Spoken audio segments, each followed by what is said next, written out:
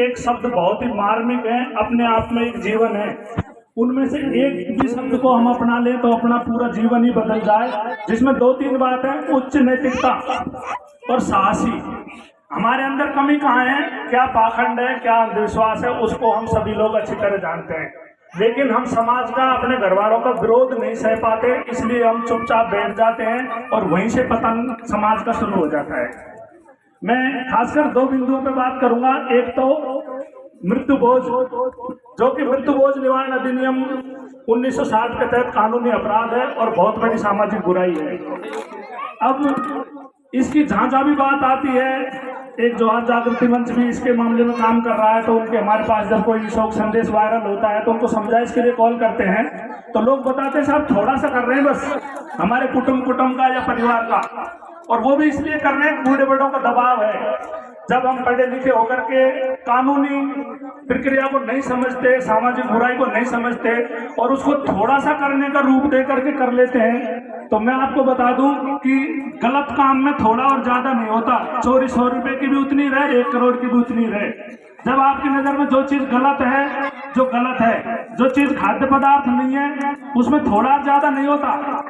मैं उदाहरण के लिए बताता हूँ, जैसे सब लोग मानते हैं बड़ा मृत्यु भोज करना गलत है, तो थोड़ा भी क्यों, गोबर खाद्य पदार्थ नहीं है, खाने की चीज नहीं है, और फिर कोई ये कह के खा ले साहब थोड़ा सा खाया था बस उंगली के लगाकर, तो गलत ही हुआ ना वो। तो कुल मिला के ये चीजें जो बुराई है, जो उनको स्वीकार करना चाहिए, इनको त्याग करना चाहिए। मृत्यु भोज निवारण अधिनियम कानूनी अपराध भी है, सामाजिक बुराई भी है, और हिंदू ग्रंथों के अनुसार आप माने तो 16 संस्कार जो हुआ करते थे उसमें अंतिम संस्कार के बाद कोई संस्कार नहीं है। ये सब एक बाद में बनाई हुई परंपरा है, जिसको हम ये को कहकर नहीं तोड़ना चाहते, सब पूर्वजों से चली आ रही है। अब सब जब साहब ने हाथ खड़े करवाए, कौन कौन छोड़ना चाहता है, किसी भी बुराई के ऊपर हाथ खड़े करवा लो, छोड़ने के हाथ तो सब खड़े कर देंगे। अभी साहब ने कहा भाई आपके पास 10 लाख रुपए हैं, गांव में मंदिर बनवाना चाहते हैं, लाइब्रेरी या कंप्यूटर लैब, तो सब कहेंगे कंप्यूटर लैब। लेकिन गांव में आप प्रैक्टिकल करके देखना, ये जो आयोजन जिन लोगों ने करवाया इनको भी कितना विरोध सहना पड़ा। और कल भी आप शुरुआत करना भाई यहाँ दत्तवास में एक लाइब्रेरी बनवाएंगे अपन, 100 रुपये हर घर से दो, तो कोई नहीं देगा। और अगर आप मंदिर बनवाने के लिए आप घूमोगे तो 1 रुपये मांगोगे तो 100 रुपये मिलेंगे आपको। नंबर 1 तो ये मृत्यु भोज की। दूसरा, ऐसी एक बुराई है जो भी कानूनी और सामाजिक अपराध है, दहेज प्रतिषेध अधिनियम 1961 के तहत कानूनी अपराध है। अब इसके लिए हमारे पढ़े लिखे युवा नौकरी पेशा बड़े बेशर्म होकर चौकी में बैठ के रुमाल की जोड़ी बना लेते हैं और फिर उसमें रख के उनका खूब फोटो और खिंचवाते हैं। अब आप देखो एक भिखारी से भी गए गुजरे कैसे होते हैं, आप भिखारी को 10 रुपए दो और उसका फोटो लेना चाहो तो भिखारी मना कर देगा पैसे लेने से, कि साहब फोटो मत लो, चाहे पैसे मत दो भले से। लेकिन हम उन पैसों को लेकर जोड़ी में फोटो खिंचवाएंगे, प्रदर्शन करेंगे और बड़े बनेंगे।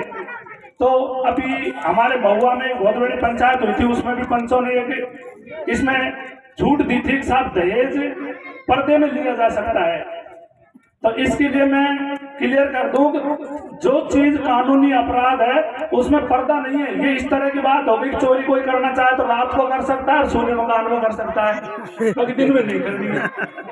जो चीज कानूनी अपराध है, जो कैसे भी नहीं करना है, ये बात अलग है कि अपराध कभी भी रुके नहीं है, लेकिन कानूनी अपराध है उसमें किसी तरह की कोई छूट नहीं होती है। चोरी करना अपराध है, हत्या करना अपराध है, बलात्कार करना अपराध है, इसी तरह से ये भी अपराध है। ये बात अलग है, कानूनी अपराध होने के बाद भी उनमें अपराध होते हैं, मुकदमा दर्ज होता है, सजा होती है, पर रुकते नहीं है, वो एक अलग बात है। पर इस चीज का इस तरह लाइसेंस नहीं दिया जा सकता, कोई कर सकता है पर्दे में।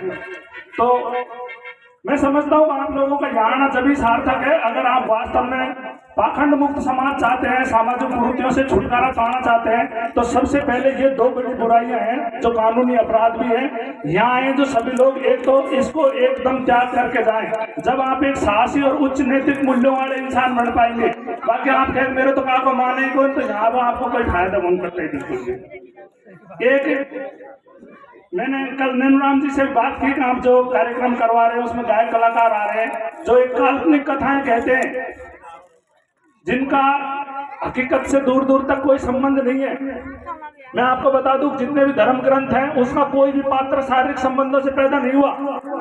कोई खीर खाने से हो गया, कोई फूल सूंघने से हो गया, कोई सूर्य की तरफ देखने से हो गया, कोई किससे हो गया। ये सारी चीजें 100% काल्पनिक है और हमारे गायक कलाकार भी इन्हीं को